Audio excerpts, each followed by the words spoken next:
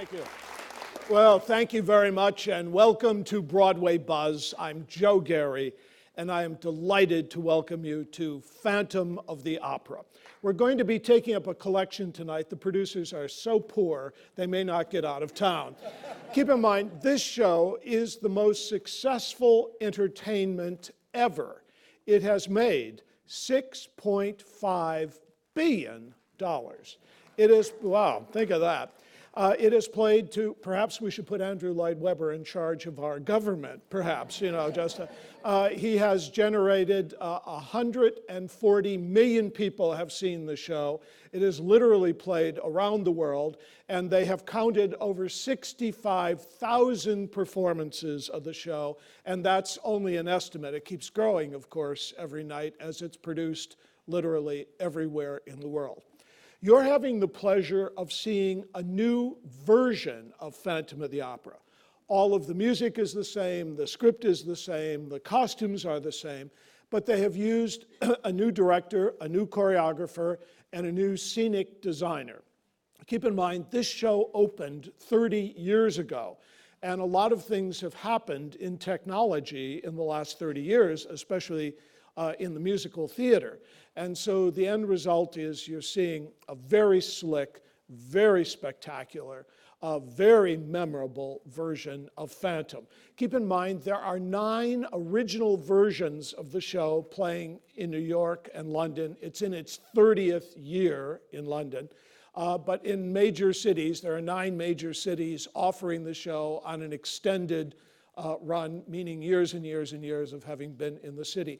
And this is the only version of the new version of the show that is playing right now in Cleveland, Ohio. So you're in for a very special treat when you see the show. I'm not giving anything away in terms of a chandelier falling. I mean, this doesn't come as a surprise, I hope. But in any case, the chandelier is spectacular, and you're in for a treat way beyond the chandelier. Musically, it's wonderfully done. Keep in mind, the producer, Cameron McIntosh, has always been very, very smart. He's not only been able to spot mega hits and create mega hits, but he's able to sustain them over so many years. Keep in mind all of the milestones that Phantom of the Opera has achieved, becoming the longest running musical in London, becoming the longest running musical in New York, celebrating its 10th anniversary, its 25th anniversary, its film version, etc. It's extraordinary. And now we're into the new and revised touring version of this spectacular show. Okay, what I'd like to do is to begin with the Paris Opera House. Keep in mind, the Paris Opera House is really a major character in this show. It creates all of the atmosphere, all of the ambiance, all of the mystery, all of the magic, all of the splendor comes literally from the Paris Opera House. So let me go back and give you a very brief history of the Paris Opera House, because it so strongly impacts what you see in this show. Okay, so the time is 1858. Napoleon III wants to create one of the greatest architectural monuments in the world, and he decides that he will build the greatest opera house in the world. Over 700 architects submitted drawings and visions of the show. He picked a young artist named Charles Garnier, and his version of the Paris Opera House meant that it would sit on 3 acres of land. The conception was that there would be a traffic circle around the Paris Opera House, and there would be 7 major boulevards all intersecting at the Paris Opera House. So it is called La Place de l'Opéra. It still remains one of the great tourist sites of the world when you go and stand there and feel this tremendous energy of traffic coming everywhere and looking at the splendor of this magnificent building. And of course, it's set apart so that the vistas from all directions really adorize the brilliance of the design concept. So Napoleon III then worked very hard to create one of the greatest monuments of the world. It was not only going to be a place to see the greatest opera in the world, it was the ultimate place in Paris to be seen. So keep in mind, there were grand staircases, there were spectacular entrances into the opera house. On every level, there were tremendous vistas, etc. But let me tell you about some of the darkness of the opera house and how this will very strongly impact the story that you see. As they were building this, the first thing that happened, they needed to go very deep because ultimately it's really 17 stories. And they had to go very deep because they were going to have very heavy scenery that would have to be moved by hydraulic lifts. So they had to have a sort of sub basement. As they were digging into the earth in this perfect and pristine location, they discovered that there was an underground lake under this property. So it took them 8 months to dredge the water out so that they could put in a proper foundation, so they could have hydraulics there and lifts so that they could lift the 11-ton scenery up. You know, the scenery was 50 foot high, and then they had to be able to fly it out into the rigging above. So as they were working on this, the water started seeping back in, and that underground lake still exists under the Paris Opera to this very day. And every 10 years, the city of Paris has to find a way of dredging that water so, you know, it doesn't keep coming up and coming up. So the end result is that it's a very interesting and very eerie idea that under this magnificent monument, there literally is an enclosed lake. And of course, that will play very significantly into the story of Phantom of the Opera. Of course, the Phantom takes Christine off in the boat as he takes her to his lair underground, and so that lake is a very strong part. This is not a fantasy. It was not just part of the novel. It really exists. The other thing that's very interesting, as they were building this, so they started in 1858. In 1870, the Franco-Prussian War happened. So everything fell into chaos. Napoleon III was, you know, put out of commission. And the end result was that the city of Paris was surrounded by the Prussian army through an horrific winter. And at that point, the people had an uprising, and they created what was called the Paris Commune, which was a government of and by the people. And they took over the Paris Opera, which was unfinished, and they used it as a munitions storage area, but they also used it as a prison. And tremendous barbarism happened in that building. Keep in mind, there are over 8 miles of tunnels, hallways, passageways below the surface of the Paris Opera. So you can imagine how sinister and foreboding the prisons could be underground, and tremendous atrocities were created. So after the Commune ended, it lasted in 1870 in that period, when a government was properly restored, the Third Republic, they of course found mutilated bodies, they found bones, they found torture chambers under the Paris Opera. So even before it opened, there was this tremendous mystique about the Paris Opera and the darkness and the hauntings and the idea that perhaps there really was a phantom. And so in 1875, the Opera House would open to tremendous splendor. I mean, keep in mind, this is the period of La Belle Époque in Paris. This is the period of the great Impressionists in Paris. This is a period where, you know, high art is happening in the theater, in literature, in painting, in opera, in architecture. The whole city is redeveloped, redesigned, so it becomes literally the most magnificent city in the world. So the Paris Opera would be at the centerpiece of this, and everyone wealthy wanted to be there to see the opera and to be seen. So, you know, it sort of represented all that was true about the Belle Époque period. It was beautiful, it was exciting, it was cutting edge, it was art and civilization at its greatest level, but under all that there was darkness, atrocity, pain, et cetera, that existed certainly in France in that period. There was a tremendous amount of poverty in that period in France. And also then the Paris Opera would be the metaphor, really, of all of this. Okay, so that's the Paris Opera. And you will see a couple of other things for you. In real life, a chandelier did fall, and it killed a concierge, so I want redcoats to be very careful when they watch the show tonight. But it killed a concierge, so there were stories about how that could have happened, and everyone, of course, said it was because of the phantom of the opera.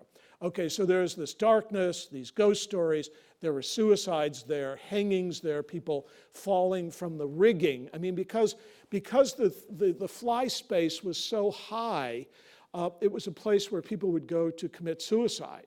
And so there was all this darkness with all this splendor and beauty going on at the same time. Okay, so enter Gaston Leroux. Gaston Leroux is the author of the novel Phantom of the Opera. But let me go back a little bit in his life, because again, it's enormously colorful and it contributes to the way he told this story in the novel form, which would then find its way into endless movies, television shows, stage plays, Grand Guignol, these sort of horror shows that were created. There's a whole tradition of performances of Phantom of the Opera in some form or other. And so it all starts with Gaston Leroux. Okay, he was born in 1868 in a very wealthy French family. His family insisted that he be educated as a lawyer. And so when he graduated from law school, his father unfortunately died that year. So he took this opportunity not to practice law, but to become a journalist. And early on, because of his training as a lawyer, he started to realize that the French government was very corrupt at the time, and they were taking people and putting them in jail without due process. And so he started investigating this, and he exposed the police, the judiciary system, literally the government, everyone, for a kind of corruption, for making opponents of whatever the political stand was at the day sort of disappear and be put in jail. And so he achieved an enormous amount of notoriety, and people loved his writing. He was then posted to the great hot spots of the world, Egypt, Morocco. Isn't it ironic? We have the same hot spots today. And he would write about what was going on in the world, and became the most celebrated journalist of his day. Right at the high point of all this. So this background all enters into the way he would tell the story of Phantom of the Opera. And his legal mind would very strongly impact what would happen. Okay, so right at the height of all of his success, he decided that he really wanted to write novels rather than be a journalist. And so he wrote a series of mysteries, and the most famous one was called The Mystery of the Yellow Room. And the premise was that people were locked together in a room, a murder is committed, and then you have to find the murderer, one of several people locked in the room together. It's been a classic way of telling murder mysteries, literally for 200 years. And he was the master of doing this. So he was very celebrated as a writer. He was very influenced by Edgar Allan Poe, and he was very influenced by, the English writers who were doing all of the mysteries in this period. So the end result was that he was really a superb writer. And in 1910, he would frequent the Paris Opera as any civilized Parisian would do. And in the process, he kept hearing all these stories about the hauntings, about the suicides, about the chandelier, about the underground lake. And he decided, it came to him that he had to write the Phantom of the Opera. And so literally, he locked himself away, and in about 6 months, he wrote this very powerful novel, The Phantom of the Opera. It was published in 1911, and ironically, because he was so enormously successful, it really did not generate the kind of success that was expected, that this novel would create. And it really wasn't until the silent movie was made with Lon Chaney in 1925. That movie was so wildly successful, there were ads saying, ladies, make sure you bring an escort. When you swoon, you want to have someone who will be able to get you home. So I hope, ladies, you have an escort tonight. So in any case, but it was Lon Chaney that was so brilliant, the man of 1,000 faces and disguises, who would immortalize that story of the Phantom of the Opera. And so keep in mind, this is right before Gaston Leroux died. It was put out, the movie was put out 2 years before his death. So he at least was able then to see a resurgence of interest in his novel. And his novel was republished then in languages all over the world because the movie had been so successful. As many of you know, there was a later version that Claude Rains did in the 1940s. And then there have been all kinds of takeoffs on that idea. Right up to the very present. In fact, there's even a pinball machine that's named the Phantom of the Opera. Someone told me the other day there's also a slot machine. I didn't know that, but thank you for that information. Okay, so I mean, it's permeated our culture, and the Phantom becomes very important.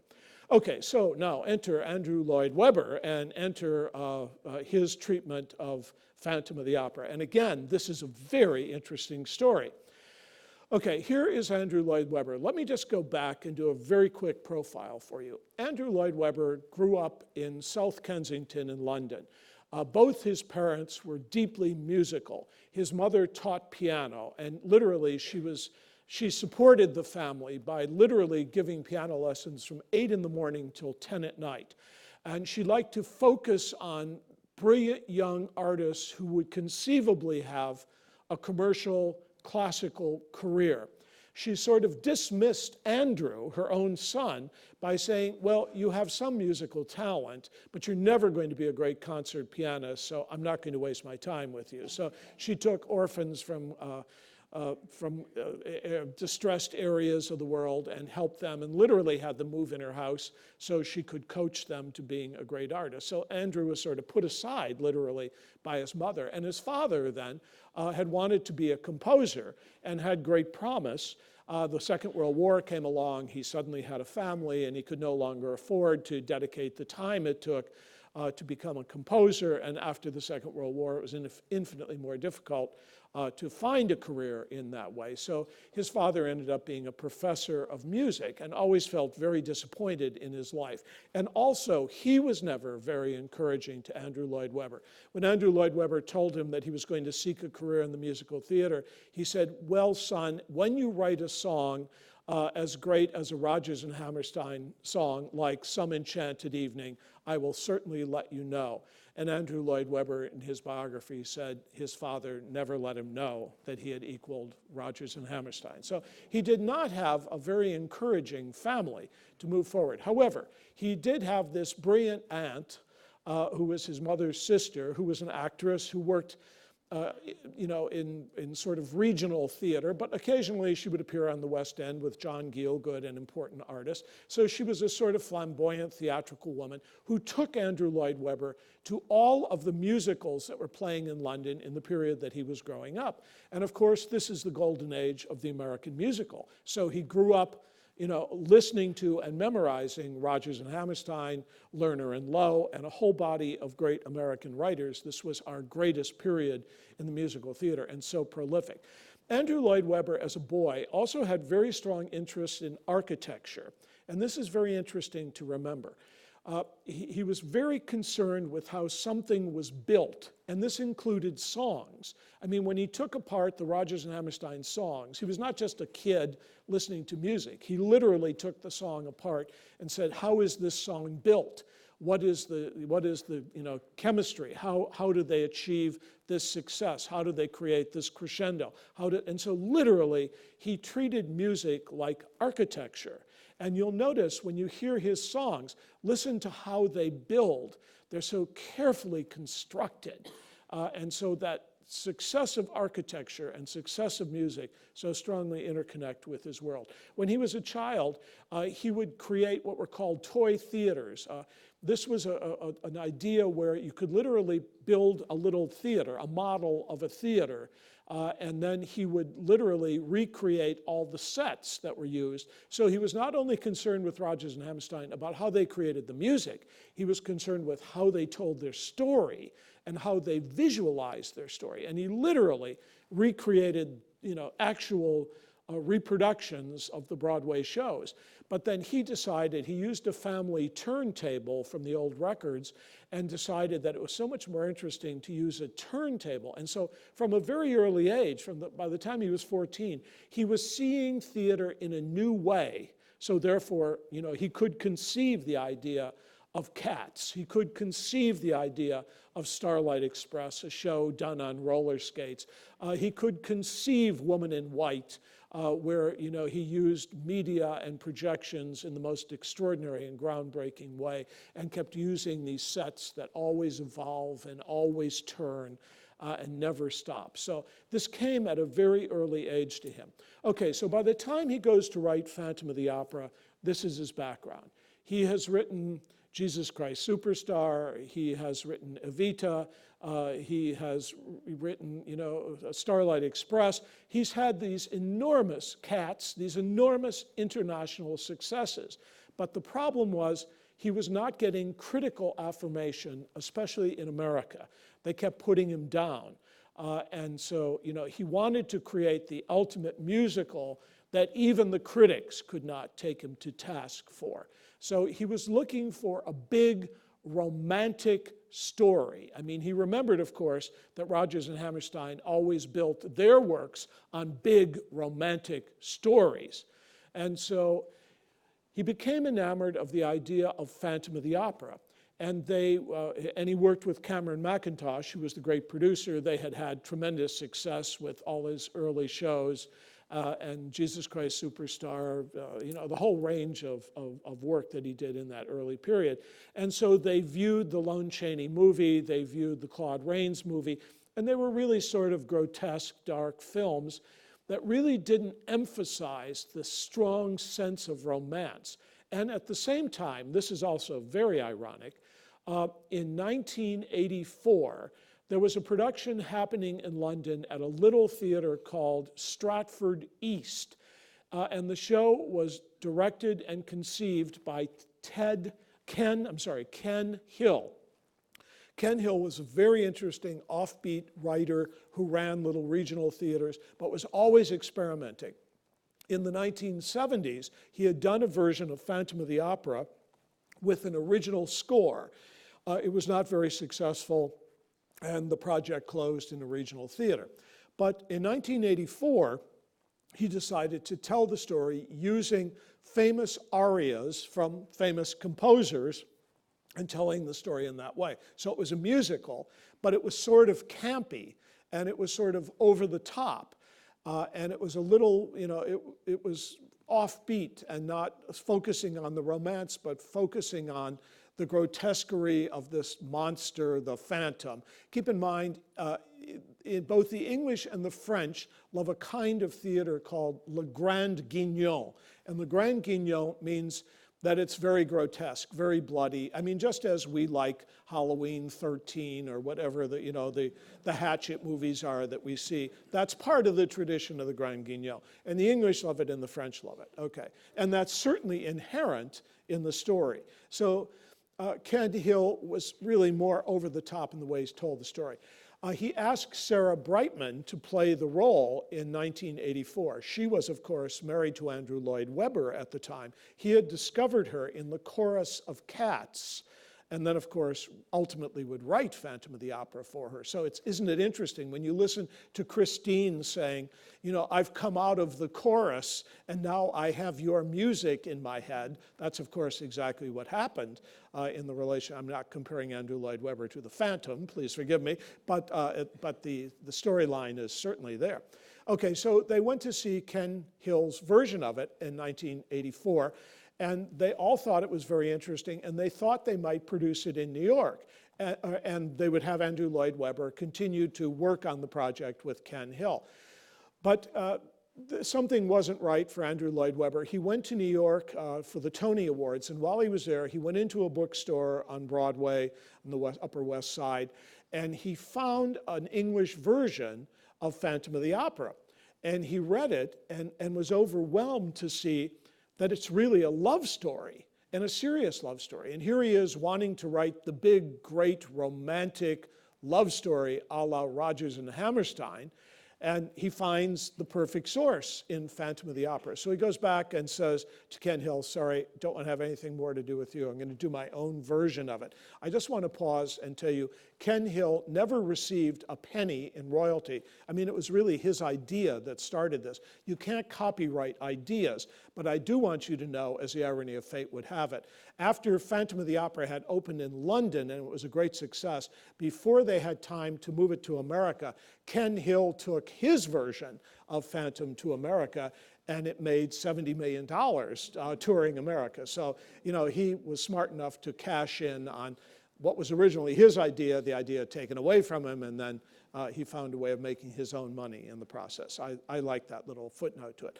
Okay, so in any case, Andrew Lloyd Webber then sets to writing his own musical version. He can't find the right lyricist. He goes through, the man who started to write the book with him wrote the lyrics, and he fired him. He kept him on as book writer, but fired him as lyricist. He then asked Alan J. Lerner to write the music. It would have been a very different musical, keep in mind. And Alan J. Lerner said, yes, I will do this. And then the day they were supposed to start working, Alan J. Lerner confessed that he was very ill with cancer, and he died a very short time after. So then they had to find a new lyricist, and the end result was what was created was absolute magic. I mean, those love songs are stirring and stunning, and goosebumps happen every time we hear these songs. So all the right things would happen with Phantom of the Opera. It would go on to be a brilliant success in London. It then transferred to New York, and it literally played, as you know, everywhere in the world. So it's had this phenomenal and well-deserved success. But still, Andrew Lloyd Webber is being taken on by the critics. The critics would say, well, it's plagiarized. That really, nobody talked about the Ken Hill story. That was a story, but no one did enough homework to find that. They said, well, it's really like Puccini. And then they referred to particular passages in Puccini. And I went back and looked up the Puccini opera they were talking about. And when Puccini presented his opera, they accused Puccini of plagiarism, I want you to know. So what happens, of course, in music is, you know, there are certain things, it's not that you copy melodies or copy motifs, but there are certain qualities, essences that happen. This happens in literature, it happens in painting, and so it happens here. Never has Andrew Lloyd Webber, I mean, he's been accused of plagiarism many times, taken to court many times, and nothing has ever stuck legally. So, you know, I mean, he is a genius, and he has given us an incredible body of work. As you know, he has a new musical right now, if you watch the Tony Awards School of Rock, so it's as far away from Phantom of the Opera as you can be. It's using 10-year-old children playing rock instruments and singing brilliantly, and people are loving that show as it plays in New York. So I think you're in for a remarkable experience. I mean, it is an epic, major work. It has melodic lines in it that stir us so deeply and emotionally, and it has tremendous power. So you are past the point of no return, and you are about to experience the music of the night. Thank you.